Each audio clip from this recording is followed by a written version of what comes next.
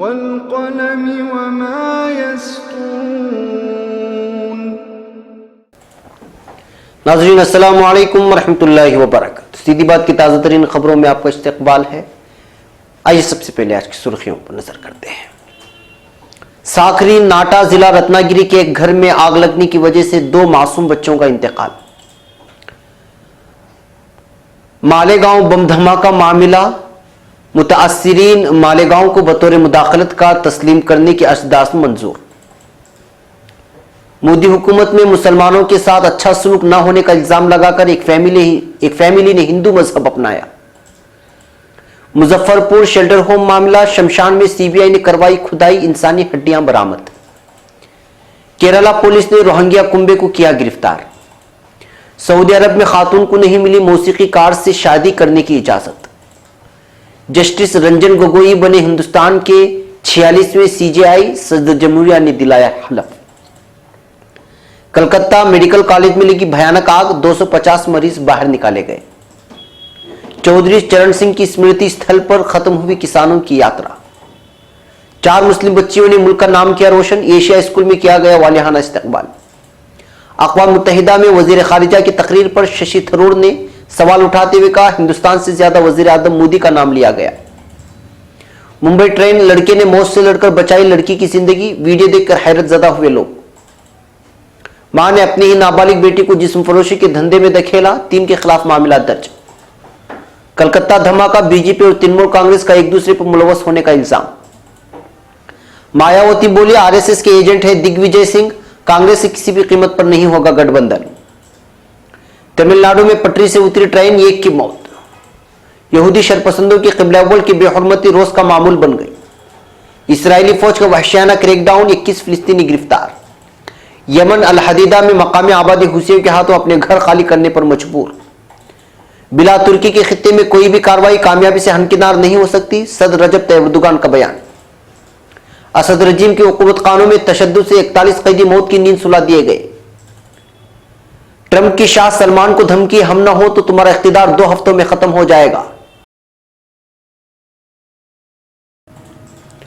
नाज़रीन अस्सलामु अलैकुम वरहमतुल्लाहि वबरकातुहू। सीधी बात की ताज़ा तरीन खबरों में आपका इस्तकबाल है। मैं अंसार अजीज नदवी आज की खबरों की तफसीलात लेकर आपकी खिदमत में हाजिर हूं। आइए खबरों की तफसीलात पर नजर करते हैं। पहली खबर मुंबई से है। आज यहां जिला रत्नागिरी तालुका राजापुर के साकरी नाटा में मस्जिद के कादिम के घर में रात के वक्त अचानक आग भड़क जाने की वजह से 2 बच्चे जिनकी उम्र 4 और 6 साल बताई गई है, आग में बुरी तरह झुलस गए, जिसकी वजह से उनका इंतकाल हो गया।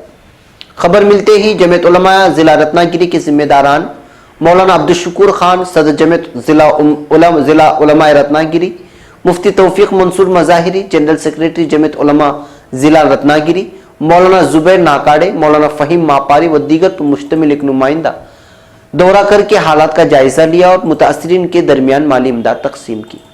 मकामी मस्जिद के खादिम ने आग लगने की वजह बताई कि गुज़श्ता 2 दिनों से लाइट नहीं थी, जिसकी वजह से घर वाले दिया वगैरह जलाकर जरूरियात को पूरा किया और फिर सो गए कि अचानक रात के वक्त घर में आग के शोले भड़कने लगे और देखते ही देखते पूरा मकान जलकर खाकस्तर हो गया। बच्चों की मां किसी तरह बच बचा कर घर से बाहर आई। धुएं की कसरत और आग के शोलों की वजह से बच्चे नहीं बचाए जा सके और वो पूरी तरह झुलसने की वजह से इंतकाल कर गए। इस मंजर को देखकर सदमे से निढाल ताजुद्दीन नामी एक शख्स की भी मौत हो गई। इस वक्त पूरा गांव गमजदा है। मुफ्ती तौफीक मज़ाहिर ने बताया कि हमारे वक्त ने जमीयत उलमा महाराष्ट्र के सदर हाफिज मोहम्मद नदीम सिद्दीकी की हिदायत पर साकरी नाटा का दौरा किया। मरहुमीन के अफराद ख़ानदान से खुसूसन बच्चों के दादी से मुलाकात करके पुरसा दिया और ताज़ियत मसनूना पेश की। वफ़द ने मुतासिरीन से मुलाकात और सूरत हाल की आगाही लेते हुए नुकसानात का जायज़ा लिया और उनकी माली इमदाद की। मकामी लोगों का कहना है कि हादसे के बाद से हुकूमत और सियासी पार्टियों के कई नुमाइंदे आए और हस्बी रिवायत वादा करके चले गए। अभी किसी की तरफ से कोई मदद नहीं मिली है।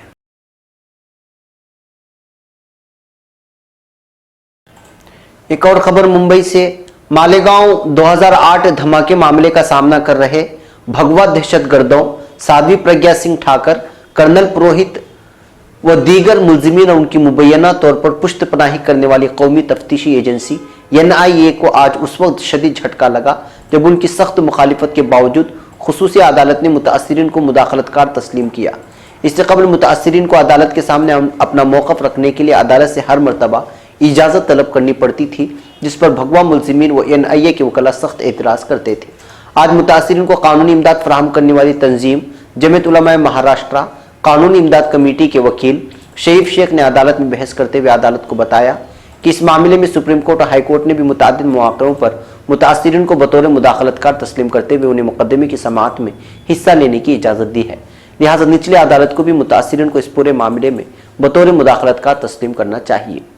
एडवोकेट शरीफ शेख ने खुसूसी जज SV पडालकर को बताया कि मुतासिरीन इस मामले में अदालत में मौजूद सबूत और शवाहिद की रोशनी में अदालत और सरकारी वकील की मदद करना चाहते हैं ताकि बम धमाकों में शहीद और शदीद जख्मियों को इंसाफ मिल सके। अब खबर नई दिल्ली से। उत्तर प्रदेश के बागपत जिले में पुलिस के रवैये से गैर मुतमईन एक मुस्लिम फैमिली ने मुबैना तौर पर हिंदू मजहब कबूल कर लिया है। मीडिया रिपोर्ट्स के मुताबिक युवा हिंदू वाहिनी की देखरेख में गुज़िश्ता मंगल को एक धर्मगुरु ने हवन कराकर 13 लोगों को बाज़ाब्ता तौर से हिंदू मजहब कबूल करवाया। मजहब तब्दील करने वाले लोगों ने SDM को इस सिलसिले में हलफनामा भी सौंपा है। जिला मजिस्ट्रेट ने इस बात की तस्दीक की है।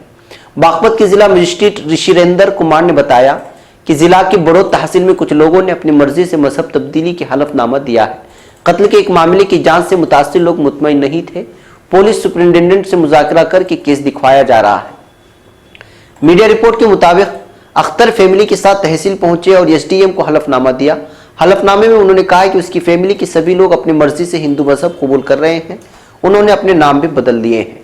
दैनिक जागरण के एक रिपोर्ट के मुताबिक मजहब तब्दील करने वालों में फैमिली के मुखिया अख्तर अली उम्र 65 ने धर्म सिंह, उनकी बीवी 62 नफीसा ने निशा, बेटे दिलशाद 34 ने दिलेर सिंह, बहू मंसू ने 30 मंजू, पोता अनस ने अमर सिंह, पोती शाइस्ता सीमा, पोती सना ने सोनिया, पोती सारिका ने सारिका, पोती जोया ने रोशनी, दूसरे बेटे नौशाद ने नरेंद्र सिंह, बहू रुकैया ने रूबी जिनकी उम्र 26 है, पोता नाहिद हसन 7 इसने अपना नाम विशाल, तीसरे बेटे इरशाद ने कवि नाम रख लिया है।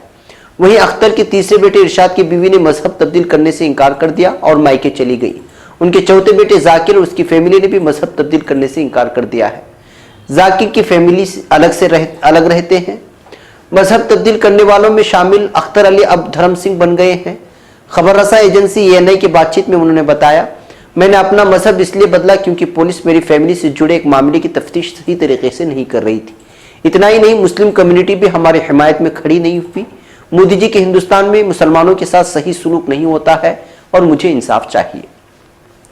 युवा हिंदू वाहिनी के रियासती सदर शोकेंद्र ने मंगल को बताया कि छपरोली थाने के बदरका बाशिंदा अख्तर पिछले 6-7 महीने से बागपत कोतवाली इलाके के नवाड़ा गांव के खब्बीपुरा मोहल्ले में रह रहे हैं। अख्तर का इल्जाम है कि कई महीने पहले उसके बेटे गुल हसन का कत्ल करके उसको खुदकशी की शक्ल देने के लिए लाश फांसी पर लटका दी गई थी। बार बार गुजारिश करने के बावजूद पुलिस ने उसको जांच में खुदकशी मान लिया। बागपत कोतवाली पुलिस से इसको इंसाफ नहीं मिला। इंडियन एक्सप्रेस में छपी रिपोर्ट से यानी इससे बातचीत करते हुए गुल हसन के भाई दिलशाद ने बताया कि इस साल जनवरी में गुल हसन की फैमिली बेहतर जिंदगी के लिए बदरका से नवादा गांव चली गई थी। वहां पर उन्होंने एक घर खरीदा था और किराए पर कपड़े की दुकान खोल ली थी। इस साल 22 जुलाई को गुल हसन की लाश अपनी दुकान की छत से लटकती हुई मिली। इंडियन एक्सप्रेस की रिपोर्ट के मुताबिक फैमिली का दावा था कि तिजारती हरीफ ने उनका कत्ल करवाया है। दिलशाद ने बताया कि गुल हसन के जिस्म पर जख्म के निशान थे। गुल हसन के बड़े भाई नौशाद ने बताया कि हमने पुलिस को बताया कि मनसूबाबंद कत्ल है, लेकिन पुलिस ने बताया कि यह खुदकुशी है। कोतवाल SH दिनेश कुमार ने बताया फैमिली उसके बाद मामले में FIR दर्ज कराने को लेकर मकामी अदालत चली गई। अदालत के हुक्म पर नवादा गांव के 4 लोगों के खिलाफ कत्ल का मुकदमा दर्ज किया गया। उसके बाद गुल हसन की फैमिली नवादा गांव छोड़कर वापस बदरका आ गई थी। शोकेंद्र खोकर के मुताबिक मंगल की सुबह बदरका गांव में हवन और हनुमान चालीसा का पाठ हुआ। उसमें मजहबी अकीदे के साथ मुस्लिम फैमिली के 13 लोगों ने हिंदू मजहब कबूल किया। वहीं पुलिस सुपरिटेंडेंट बागपत शैलेश कुमार पांडे ने कहा कि कुछ मुसलमानों के मजहब तब्दील किए जाने की जानकारी मिली है, वो इस मामले की तफ्तीश करा रहे हैं।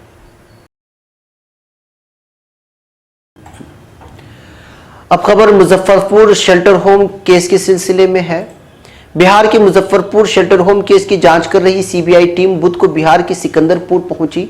खबर एजेंसी एएनआई के मुताबिक सिकंदरपुर के शमशान में खुदाई के बाद 5 इंसानी हड्डियां अब तक बरामद हो चुकी हैं और अभी खुदाई जारी है। जराये के मुताबिक खुदाई मामले में अहम मुलजिम ब्रजेश ठाकर के ड्राइवर की निशानदेही पर कराई जा रही है। वाज़ेह हो कि मामले में अहम मुलजिम ब्रजेश ठाकर फिलहाल जेल में बंद है और कहा जा रहा है कि सीबीआई इसमें नए हकाइक तलाश करने में जुटी हुई है। बिहार के मुजफ्फरपुर शेल्टर होम में 34 लड़कियों से रेप का इंकशाफ होने के बाद रियासत की सियासत गर्मा गई थी। Tata institute of social science TISS की रिपोर्ट के मुताबिक इस मामले का पता चला था। इस मामले में दबाव बढ़ने के बाद नीतीश हुकूमत ने सीबीआई जांच की सिफारिश की थी। साथ ही हुकूमत ने सोशल वेलफेयर डिपार्टमेंट के असिस्टेंट डायरेक्टर दिवेश कुमार को मुअत्तल कर दिया था। मरकजी हुकूमत की मंजूरी के बाद अब सीबीआई इस मामले की तफ्तीश कर रही है। जांच एजेंसी ने शेल्टर होम को चलाने वाले ब्रजेश ठाकर के बेटे से भी इस मामले में पूछताछ की थी, बाद में उसको छोड़ दिया गया था।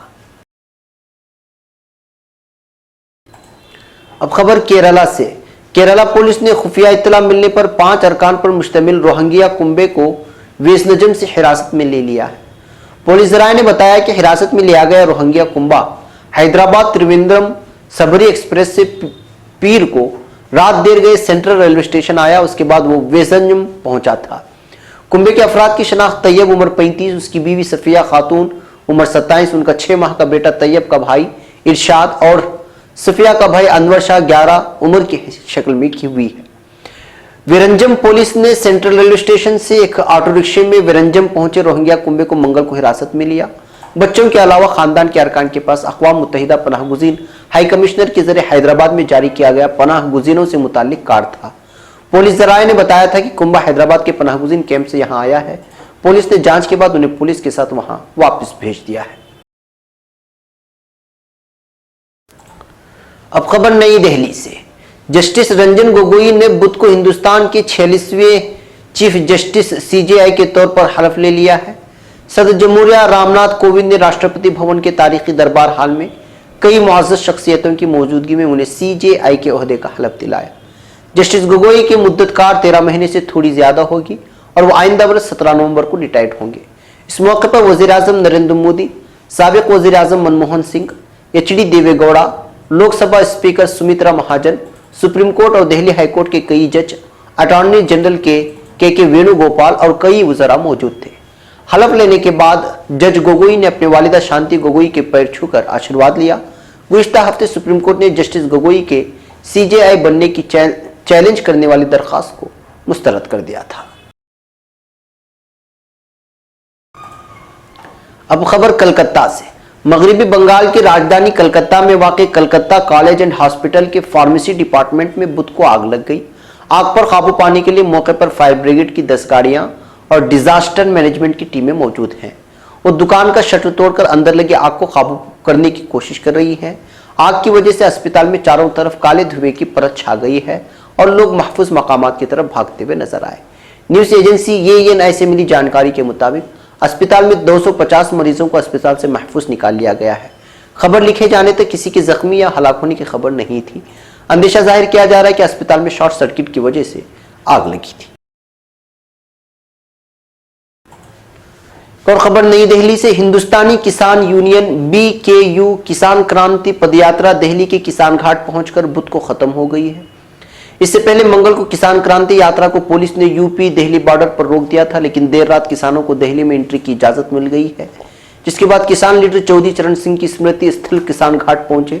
उससे पहले दिन में गाजीपुर के पास पुलिस ने किसानों को रोकने के लिए आंसू गैस के गोले भी छोड़े। वहीं किसानों की सिर्फ 11 मांगे थी, लेकिन हुकूमत ने अब तक 7 मसाइल मुद्दों पर हामी भरी है। 4 मुद्दे अभी भी अटके हुए हैं।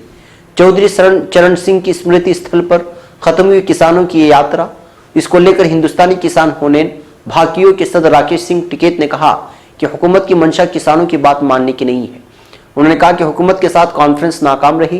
किसानों की यात्रा 3 सितंबर को हरिद्वार से शुरू हुई थी, जो कि 2 अक्टूबर को साबिक़ वज़ीर आज़म और किसान लीडर चौधरी चरण सिंह की स्मृति स्थल किसान घाट पर खत्म हो गई। अब खबर अहमदाबाद से। मुल्क और बैरूनी मुल्क में खुद के साथ अपने वालिदैन और मुस्लिम समाज का नाम रोशन करने वाली 4 लड़कियों का आज अहमदाबाद के दानिलमड़ा इलाके में एशिया स्कूल में इस्तकबाल करके उन्हें एजाज से सरफराज किया गया। कुश्ती के मैदान में गोल्ड मेडल हासिल करने वाली, सनूबर और जूडो के मैदान में महारत हासिल कर इस साल कॉमनवेल्थ वर्ल्ड चैंपियनशिप में हिस्सा लेने वाली रुखसाना शेख के साथ ही साथ सुहाना शेख और रूहीना मंसूरी का भी इस्तकबाल किया गया। एशिया स्कूल में होने वाले इस प्रोग्राम में बड़ी तादाद में मुस्लिम बिरादरी के लोगों के साथ ही साथ स्कूल में पढ़ने वाले बच्चे मौजूद रहे। इस साल जूडो खेलने के लिए कॉमनवेल्थ वर्ल्ड चैंपियनशिप में मुंतखब होने वाले रुखसाना शेख के घर की माली हालत काफ़ी ख़राब है, इसलिए वो आज भी 5 किलोमीटर पैदल चलकर अपने स्कूल जाती है।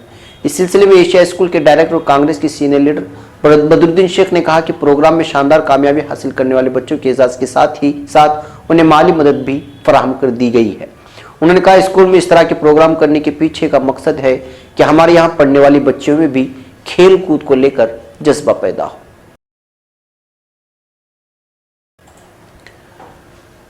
अब खबर सियासत के ताल्लुक से कांग्रेस लीडर और मेंबर पार्लियामेंट शशि थरूर ने अक़वाम मुत्तहिदा जनरल असेंबली में की गई तकरीर को लेकर वजीर खारिजा सुषमा स्वराज की तनकीद की है। थरूर ने वजीर खारिजा की तकरीर को बेहद मायूसकुन बताया। उन्होंने दावा किया कि सुषमा स्वराज ने अपनी तकरीर में 10 बार वजीर आज़म नरेंद्र मोदी का नाम लिया, लेकिन हिंदुस्तान का जिक्र सिर्फ 5 बार किया। केरल की तिरुवनंतपुरम से मेंबर पार्लियामेंट शशि थरूर ने वजीर खारिजा पर तंज कसते हुए कहा कि यूएन में यह उनका तशहीरी खिताब था। शशि थरूर ने सवाल किया कि वजीर खारिजा यूएन में मुल्क की नुमाइंदगी करने गई थी या बीजेपी का नारा दोहराने। कांग्रेस मेंबर पार्लियामेंट ने दावा किया सुषमा स्वराज ने अपनी तकरीर का पहला हिस्सा वजीर आज़म मोदी को ही वक्फ कर दिया। स्वच्छ भारत मुहिम, जनधन और न्यू इंडिया का जिक्र करते करते वजीर खारिजा ने तकरीबन 10 बार वजीर आज़म मोदी का नाम लिया और एक तरह से उनकी बड़ाई बयान की। शशि थरूर ने ट्वीट किया, सुषमा स्वराज की तकरीर को तशहीर बताने के लिए बीजेपी के जरिए तनकीद किए जाने से मैं खुद को अमीर महसूस कर रहा हूँ। उन्होंने अपनी तकरीर में नरेंद्र मोदी का 10 बार जिक्र किया है और हिंदुस्तान का सिर्फ 5 बार नाम लिया है। अब खबर मुंबई से। मुंबई के लोकल ट्रेन में एक लड़की का वीडियो वायरल हुआ है। इस वीडियो में नजर आ रहा है कि एक लड़की कानों में ईयरफोन लगाए हुए और चलती हुई ट्रेन के गेट पर खड़ी है। अचानक इस ट्रेन के करीब से दूसरी ट्रेन गुजरती है और लड़की अपना तवाज़ुन खो बैठती है। मुंबई मिरर के मुताबिक तवाज़ुन खोने के बाद अचानक लड़की ट्रेन से गिर जाती है। तभी एक लड़का उस लड़की को पकड़ लेता है और पूरी तरह से ट्रेन में वापस खींच लेता है। हैरानी की बात यह है कि इस वक्त ट्रेन चल रही होती है, ताहम लड़का पूरी बहादुरी के साथ लड़की को बचाता है और महफूज ट्रेन में वापस खींच लेता है। इसके बाद पास में खड़ा बुजुर्ग लड़की को अचानक हुए हादसे की वजह से लगे सदमे से उभारने की कोशिश करता है। ये पूरा वाकया कैमरे में कैद हो गया और सोशल मीडिया पर वायरल हो गया है। इस वीडियो के वायरल होने के बाद लोग लड़की की हिम्मत के कायल हो गए हैं। तमाम वीडियो में लड़का हादसे से बाल बाल बचने वाली लड़की से नाराज दिखाई दिया। अब खबर हरियाणा से। हरियाणा में जेंद के निर्वाणा कस्बे के गांव में एक मां की ऐसी घिनौनी करतूत सामने आई है जिसको सुनकर किसी की भी रूह कांप जाए। पुलिस में दर्ज कराई गई शिकायत में नाबालिग मुतासिरा के वालिद ने अपनी बीवी पर संगीन इल्जामात आयद किए हैं। मुतासिरा के वालिद के मुताबिक खुद लड़की की मां ने लड़की को जिस्म फरोशी के धंधे में धकेलने का काम किया है। शिकायत में कहा गया है कि लड़की की मां ने कुछ लोगों के साथ मिलकर उसकी आबरूरेजी भी करवाई। डीएसपी के मुताबिक 14 साल मुतासिरा लड़की के वालिद ने मामले में शिकायत की है। मुतासिरा के वालिद की शिकायत पर मां और दीगर लोगों के खिलाफ पोस्को एक्ट, आबरूरेजी, जान से मारने की धमकी समेत मुख्तलिफ दफात के तहत मामला दर्ज कर लिया गया है। अब खबर कलकत्ता से। कलकत्ता के शिमाली अपनगर इलाके में अब धमाके के बाद तृणमूल कांग्रेस और बीजेपी के दरमियान लफ्जी जंग तेज हो गई है। तृणमूल कांग्रेस ने इशारों में इस धमाके के लिए बीजेपी को जिम्मेदार ठहराकर इस धमाके को सियासी हमला करार देने की कोशिश की है। वहीं बीजेपी ने एनआईए से जांच कराने का मुतालबा किया है। धमाके के बाद एक तरफ जहां तृणमूल कांग्रेस के लीडरों ने मौके पर पहुंचकर हालात का जायजा लिया, वहीं बीजेपी के रियासती सदर दिलीप घोष और मगरबी बंगाल बीजेपी के इंचार्ज कैलाश विजयवर्गीय ने कहा कि इस धमाके का ताल्लुक मुल्क की सलामती से है, इसलिए इसकी जांच एनआईए से कराने की जरूरत है। जुनूबी दमदम म्यूनिसिपैलिटी के चेयरमैन और तृणमूल कांग्रेस के लीडर पंचू गोपाल राय ने मौके पर पहुंचकर हालात का जायजा लिया और कहा कि इसके पीछे बीजेपी का हाथ है और उसका मकसद उन्हें निशाना बनाना था। राय ने कहा कि 26 सितंबर को बीजेपी ने हड़ताल का ऐलान किया था, मगर इस इलाके में उसका कोई असर नहीं हुआ और यहाँ के मकामी दुकानदारों ने बीजेपी को अपील की खारिज कर दिया है। इसलिए बीजेपी वालों ने मायूसी में मुझे निशाना बनाने के लिए ये साजिश रची है। अब खबर लखनऊ से। बहुजन समाज पार्टी की सरबराह मायावती ने कांग्रेस के सीनियर रहनुमा दिग्विजय सिंह पर गठबंधन में रुकावट डालने का इल्जाम लगाया है। लखनऊ में एक प्रेस कॉन्फ्रेंस में उन्होंने कहा कि सोनिया और राहुल गांधी दिल से कांग्रेस की गठबंधन चाहते हैं, लेकिन कांग्रेस में मौजूद दिग्विजय सिंह जैसे रहनुमा गठबंधन में रुकावट पैदा कर रहे हैं। बीएसपी सरबराह ने कांग्रेस की मंशा पर ही सवाल उठाते हुए कहा कि उसे मुसलसल बीजेपी के हाथों शिकस्त मिल रही है, इसके बावजूद कांग्रेस पार्टी इत्तेहाद के बारे में संजीदा नहीं है। उन्होंने कहा कि बीजेपी जैसी फिरकापरस्त पार्टियों को इख्तिदार से दूर रखने के लिए उन्होंने हमेशा कांग्रेस का साथ दिया है, लेकिन इसके बदले में उसने हमेशा छुरा घोंपा है। यही वजह है कि बीएसपी ने जनूबी हिंद में जनता दल सेकुलर और हरियाणा में इंडियन लोक दल से गठबंधन किया, लेकिन मध्य प्रदेश, राजस्थान और छत्तीसगढ़ में कांग्रेस से गठबंधन नहीं हो सका। अब खबर तमिलनाडु से। तमिलनाडु में मंगल के रोज ट्रेन पटरी से उतरने के 2 वाकयात सामने आए हैं। एक हादसे में अंबातुर में एक शख्स की मौत हो गई। जनूबी रेलवे ने बताया कि इस मामले में अफसरान ने तहकीकात के हुक्म दिए हैं। जनूबी रेलवे के अफसरान के मुताबिक अंबातुर में एक मालगाड़ी पीछे की तरफ जाने लगी, जहां एक भारी बक्से से टकराने से पहले एक ब्रेक वैन और वैगन पटरी से उतर गए। वहीं एक दीगर हादसे में एग्मोर रेलवे स्टेशन पर यार्ड की जानिब जा रही एक्सप्रेस ट्रेन का एक खाली डिब्बा मंगल को पटरी से उतर गया। जनूबी रेलवे के अफसरान ने ये इत्तला दी है। अब खबर मकबूजा बैतुल मक़दिस से।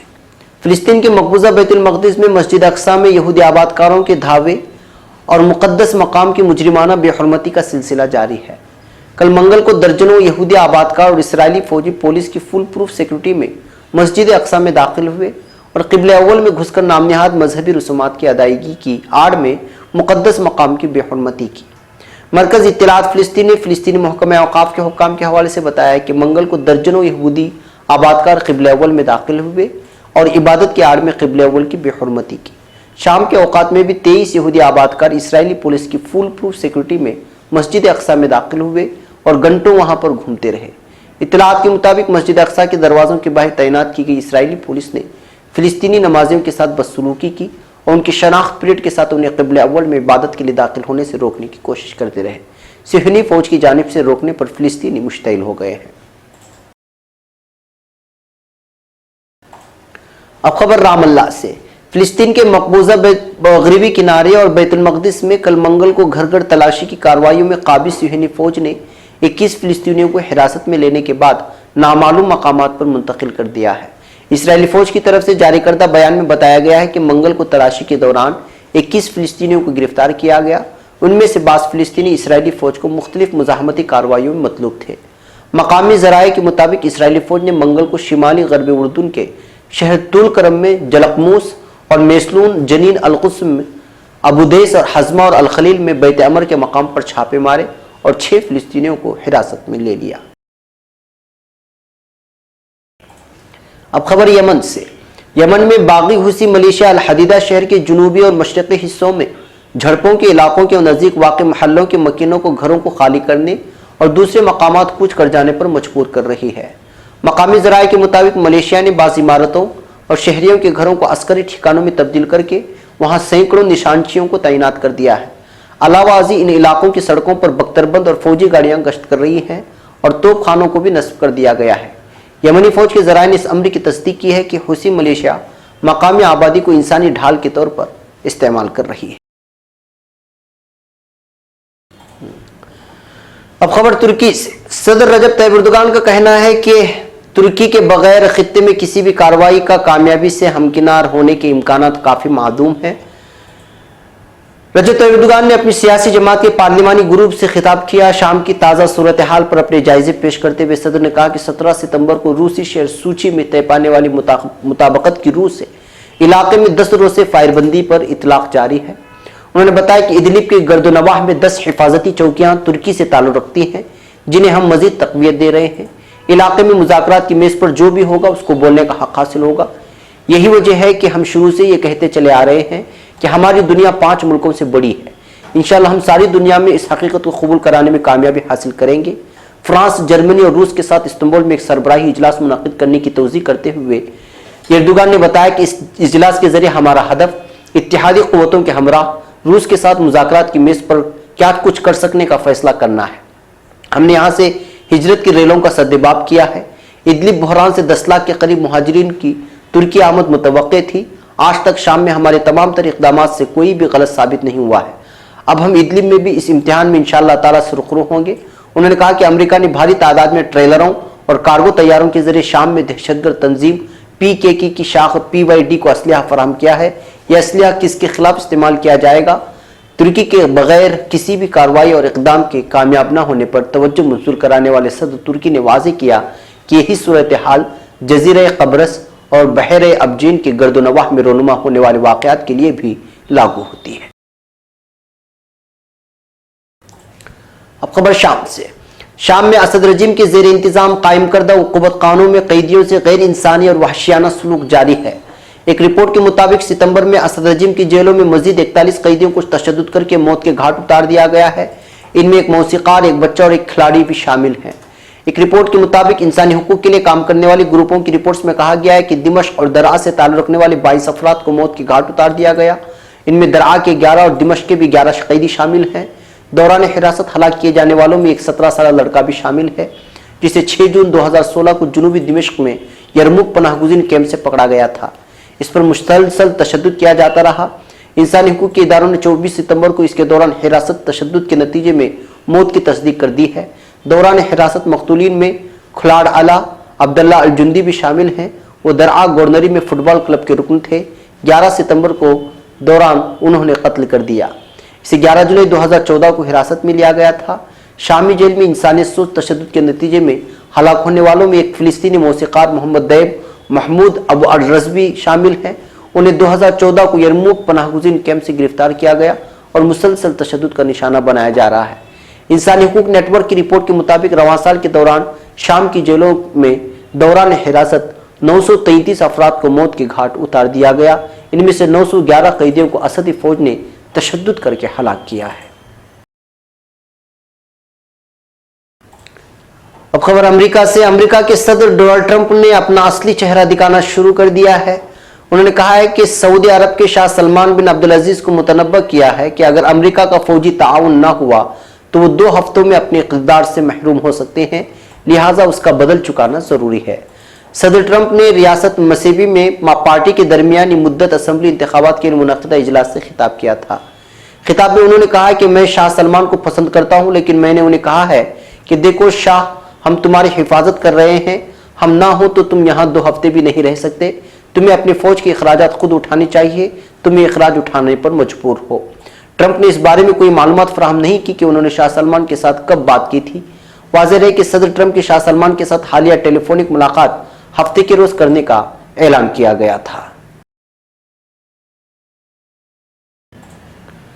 नाज़रीन, ये थी आज की ताज़ा तरीन खबरें। अगली ताज़ा तरीन खबरों के साथ फिर आपसे मुलाकात होगी। इजाज़त से पहले आपको बता दें कि हमारी इस हफ्ते की सीधी बात शाये हो चुकी है, उसको भी देखें, इस वीडियो को भी देखें, दूसरों को भी शेयर करें। अस्सलामु अलैकुम व रहमतुल्लाहि व बरकातहू।